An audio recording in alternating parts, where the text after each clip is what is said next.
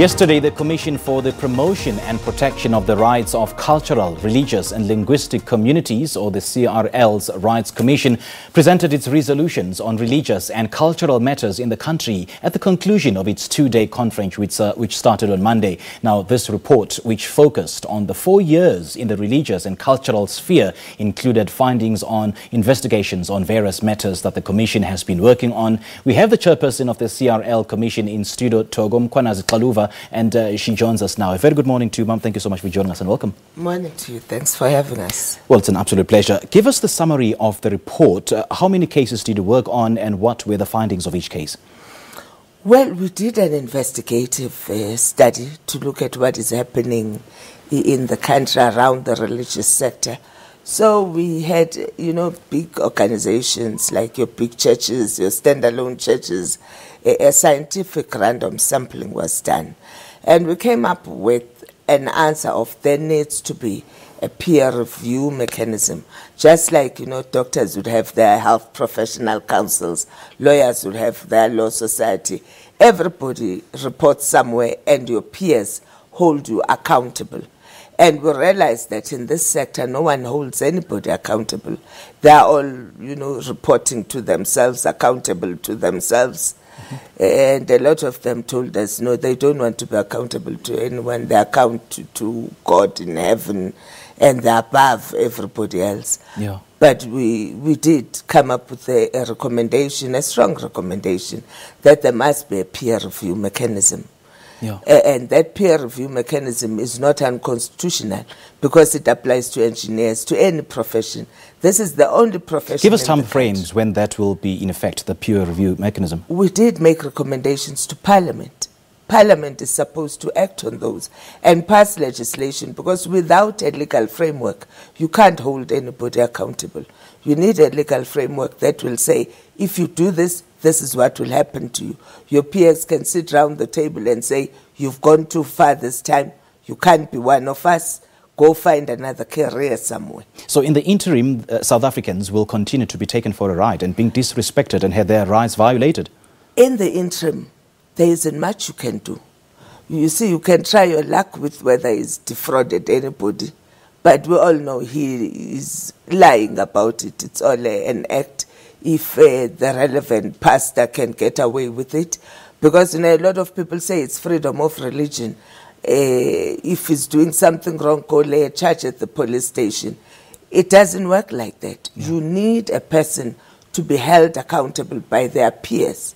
If he says this is part of Christianity, we need senior Christians, leaders, Christian leaders, who will then say, yeah, you can resurrect people every day. It actually gets tricky because, you touched on the issue of freedom of religion. There's different kinds of religions in South Africa, and there are different ways of doing things. They will tell you that this is our way of doing things, and you cannot dictate on how we should be doing things or praising our God, whosoever. They can tell us that, but they can't tell their fellow religious leaders. Okay.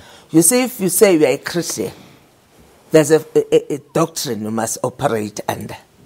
And senior people, if, for instance, Archbishop Tutu was still healthy enough, those senior type of people who will then say the Bible doesn't allow you to fool around with people to this level. So that's why I was saying it's your peers.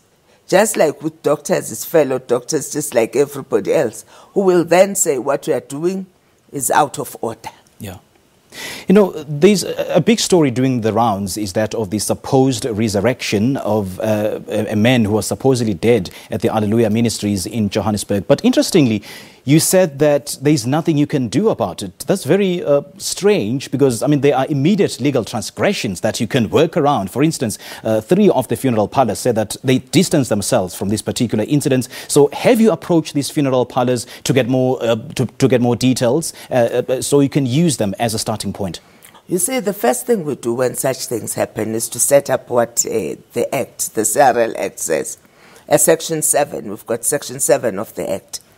So that people are sworn in. We send out summons. We swear them in so that they tell the truth. Right now, we don't know what's true and what's false.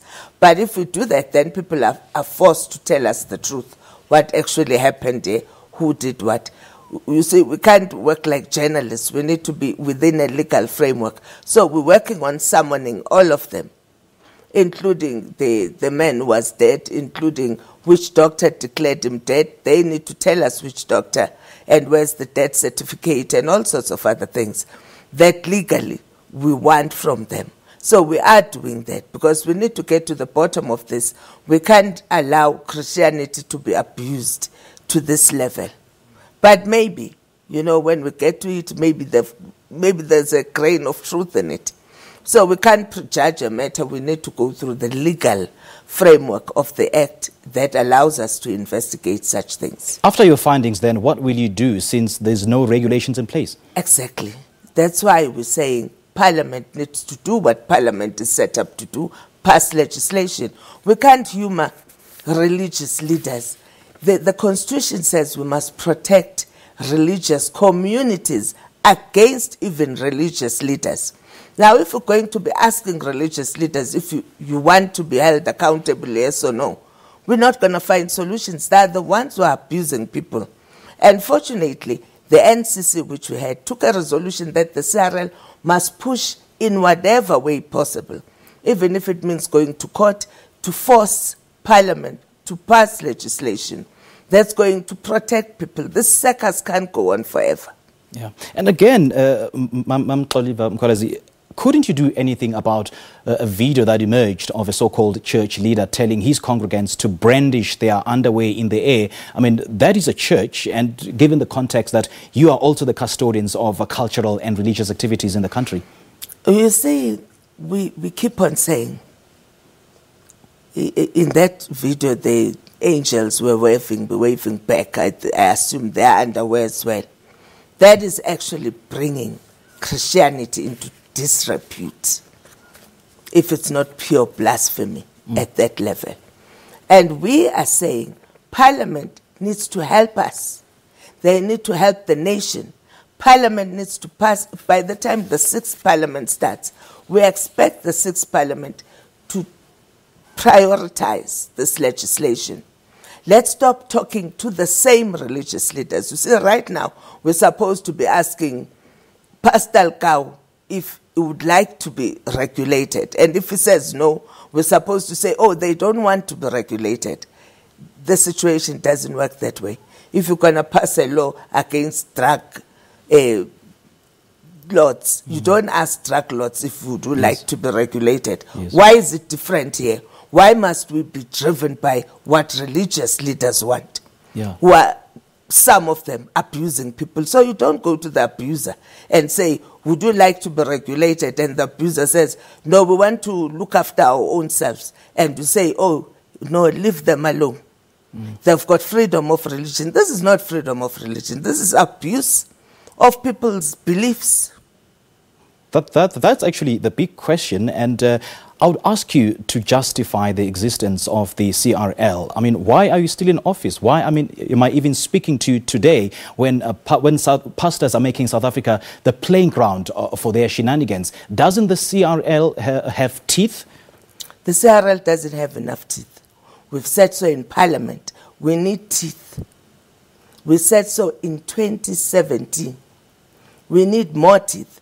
Okay, you've got this nice thing. We all thought things would work well. I'm sure when the Act was developed, nobody thought that religious leaders would go this far. But now that we know, give us the power to do what needs to be done. If this law had been passed, this man would have been suspended immediately, pending further investigations, just like doctors would be suspended, just like everybody else. What kind of a situation are we having in this country where there are untouchables, where other people can say, no, leave us alone, we'll solve our own problems? We've gone past that. These problems are about religious leaders. And it's not the religious leaders who must then set the pace as to how we're going to protect congregants from them. Because once you do that, it means they will control the order. If they want to create disorder, they'll continue doing that.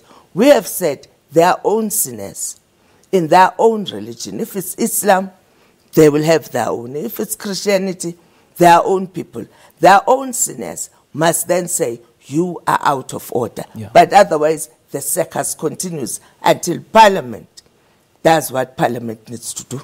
To what extent then have your engagements with Parliament have been going on? They've been going on for over a year now, over a year and a half. Are you getting the necessary buy-in? Well, we're told to go and negotiate with the religious leaders. If you're asking me to go and negotiate with the pastor who was waving underwear, asking people to wave their underwear, with Likau and such likes, with even Pastor Omotoso, do you expect them to say yes at any given stage? Of course, they'll say a perpetual no. And why must we humor them to start with? Okay. The people who come to church need to be protected from individuals. The problem is not the doctrine. The problem is an individual who's out of order. Yeah.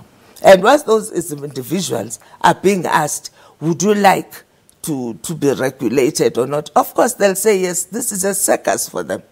They are having fun. They can do anything they want. No one can hold them accountable. If no one is dead, then we can't do much.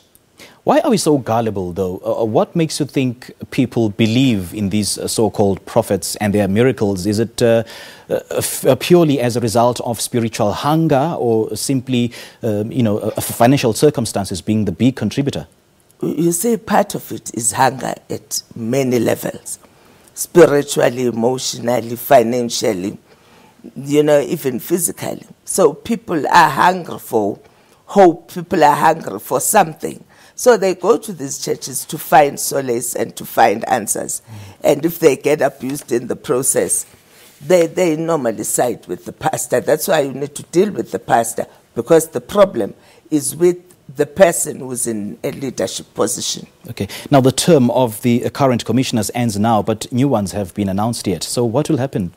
Well, we continue in terms of we're waiting for the president to decide. It's the president who must decide what then happens. Okay. When is the new term, who is appointed to the new term. All right. Mam Thoko, let's take a look at some of the tweets that have been coming through from our viewers. They're actually commenting on this interview. Miki Maraba says, everyone does anything for the sake of money. No law or policy barricade their evil actions. Lots of scams, comes in many forms. Juju says, a big yes, and this could be a solution. If a pastor has no degree, then the church should shut down. If anyone wants to open a church, they must have degrees and register first and get permission from government, so as we avoid this circus that we see in the name of church or even worship. Nelson says, good morning, Spear. South Africa has become a playing group of whoever comes to South Africa comes to make money. So those people are there after money. The South African president needs to do something about this issue. Rodwell says South Africa is weak when it comes to policing. We have both foreign and local pastors who play with people's beliefs week in and week out, and nothing is being done about it. Honestly, this is all just a reflection of how weak we are as a nation. And I guess it speaks to what we've already said about the issue of legislation or the lack of it. It's exactly about that. Until there is regulation, there's nothing that can be done. We need to stop asking for permission from the locals of this country, to say we're not asking you anymore.